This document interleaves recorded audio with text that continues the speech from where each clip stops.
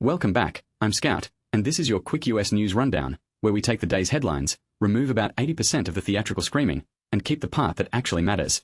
Today we've got a major security scare at the White House Correspondents Dinner, destructive wildfires in Georgia, a world update involving Pakistan trying to play diplomatic air traffic controller between the US and Iran, and then we'll end with one uplifting story so the whole thing doesn't leave your soul in a ditch. Let's get into it. First up, the biggest US story. A shooting incident outside the White House Correspondents' Dinner in Washington sent President Donald Trump and other top officials off stage and under protection Saturday night. According to the Associated Press, the suspected attacker is believed to have traveled across the country before trying to storm the ballroom with guns and knives. Acting Attorney General Todd Blanche said investigators believe the suspect may have been targeting Trump and other administration officials. AP reported that the suspect was identified by law enforcement officials familiar with the case as 31-year-old Cole Thomas Allen of Torrance, California. One Secret Service officer was struck in a bullet-resistant vest and is expected to recover. The suspect was taken into custody. Fox News also reported that Trump, Vice President J.D. Vance, Melania Trump, and other top officials were evacuated from the ballroom after gunshots were heard, and that law enforcement later secured the suspect's home in California while seeking a search warrant.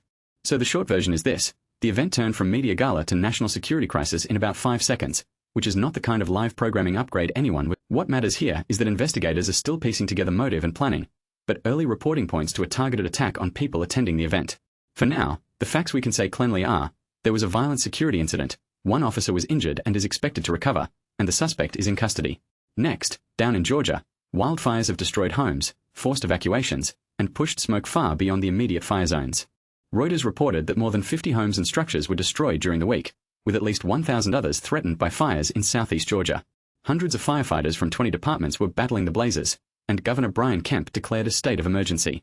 One of the largest fires, the Pineland Road Fire in Clinch County, had burned around 29,000 acres and was only about 10% contained as of Thursday.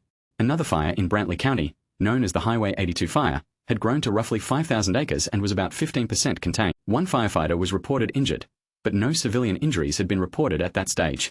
Officials also said schools in the affected areas were closed at least through Friday, and both mandatory and voluntary evacuation orders were in place. This is one of those stories where nature once again reminds everyone that it does not care about your weekend plans, your county budget, or your motivational. The serious part is the scale. Fires moving that fast through dry forest and rural neighborhoods become a logistics problem, a housing problem, a public health problem, and an emergency response problem all at once. Now for the world story. According to the Associated Press, Pakistan has emerged as a key mediator between the United States and Iran as both sides move through ceasefire talks linked to the broader regional conflict involving Iran, the US, and Israel. AP reported that after an initial ceasefire agreement, Pakistan's leadership positioned itself as an intermediary and helped relay messages between Washington and Tehran. The report says Pakistan has been using both public and quiet diplomacy while preparing for talks in Islamabad.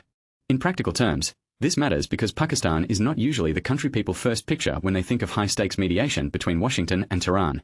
But its ties to both sides, and its interest in preventing a wider regional conflict, have pushed it into that role. So yes, diplomacy is once again being held together by deadlines, intermediaries, and the international relations equivalent of people saying, okay, nobody do anything stupid for 5 minutes. At the moment, the broader takeaway is that Pakistan is trying to help turn a temporary ceasefire into something more durable. Whether that actually happens is the part world leaders would like to know before everything catches fire again, metaphorically and possibly literally. And now the uplifting story, because I refuse to end every episode by throwing a brick through your emotional windshield. A rescued green sea turtle named Nutella was released back into the ocean after a 4-month recovery in Florida. According to Good, Nutella was found off the coast of Key Largo tangled in abandoned fishing line, covered in humus, and with fishing line in her stomach. The Turtle Hospital in Marathon treated her with surgeries, laser therapy, and extended care.